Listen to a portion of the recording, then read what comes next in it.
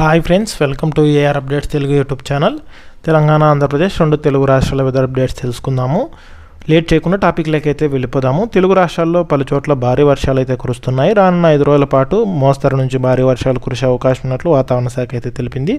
కోస్తా పరిసర ప్రాంతాల్లో కొనసాగుతున్న ద్రోణి మరో 12 గంటల్లో అల్పపీడనంగా మారే అవకాశం ఉందని, అలాగే 36 గంటల్లో అల్పపీడనం మరింత బలపడి వాయుగుండంగా మారే అవకాశం ఉందని వాతావరణ శాఖ అయితే తెలిపింది. దీని ఫలితంగానే రెండు తెలుగు రాష్ట్రాల్లో విస్తారంగా వర్షాలు అయితే కురుస్తున్నట్లు వాతావరణ శాఖ అధికారులు తెలిపారు. ఈరోజు ముఖ్యంగా పలు ప్రాంతాల్లో భారీ వర్షాలు కురిసే అవకాశం ఉన్నట్లు, అలాగే గంటకు 40 నుంచి 50 కిలోమీటర్ల వేగంతో ఈదురుగాలులు కూడా వీచే అవకాశం ఉన్నట్లు వాతావరణ శాఖ అయితే హెచ్చరికలు అయితే జారీ చేసింది.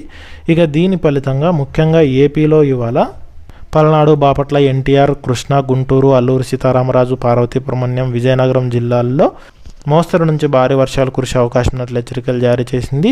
ఇక వీటితో పాటు శ్రీకాకుళం, కోనసీమ, పశ్చిమ గోదావరి, తూర్పు గోదావరి, నంద్యాల, కర్నూలు, వైఎస్ఆర్ కడప, చిత్తూరు, తిరుపతి, అనంతపురం జిల్లాల్లో తేలికపాటి నుంచి మోస్తరు వర్షాలు కురుస్తాయని వాతావరణ శాఖ అధికారులు హెచ్చరికలు అయితే జారీ చేశారు. ఇక వీటితో పాటు తెలంగాణలో కూడా పలు ప్రాంతాల్లో భారీ నుంచి అతి భారీ వర్షాలు కురుస్తాయని ఆరెంజ్ అలర్ట్ అయితే ఇచ్చారు. ముఖ్యంగా జగిత్యాల, నిజామాబాద్, మంచిర్యాల, ఆసిఫాబాద్ జిల్లాలకు ఆరెంజ్ అలర్ట్ అయితే ఇచ్చారు. ఈ జిల్లాల్లో భారీ నుంచి అతి భారీ వర్షాలు పడతాయని తెలిపారు. ఇక వీటితో పాటు తెలంగాణలో సూర్యాపేట, నల్గొండ, ఖమ్మం, భద్రాద్రి కొత్తగూడెం, ములుగు, జయశంకర్, భూపాలపల్లి, జోగులాంబ గద్వాల్, నారాయణపేట, వనపర్తి, నగర్ కర్నూలు, మహబూబ్ నగర్, వికారాబాద్, మేడ్చల్, మల్కాజ్గిరి, హైదరాబాద్, రంగారెడ్డి, యాదాద్రి భువనగిరి, సిద్దిపేట, జనగాం, హనుమకొండ, వరంగల్, మహబూబాబాద్, అలాగే కామారెడ్డి, మెదక్, సంగారెడ్డి, రాజన్న సిరిసిల్ల, నిర్మల్, ఆదిలాబాద్ జిల్లాల్లో వర్షాలు కురుస్తాయని, అలాగే 30 నుంచి 40 కిలోమీటర్ల వేగంతో ఈదురుగాలు కూడా వీస్తాయని ఈ మేరకు ఆయా జిల్లాలకు ఎల్లో అలర్ట్ని అయితే జారీ చేసింది హైదరాబాద్ వాతావరణ కేంద్రం.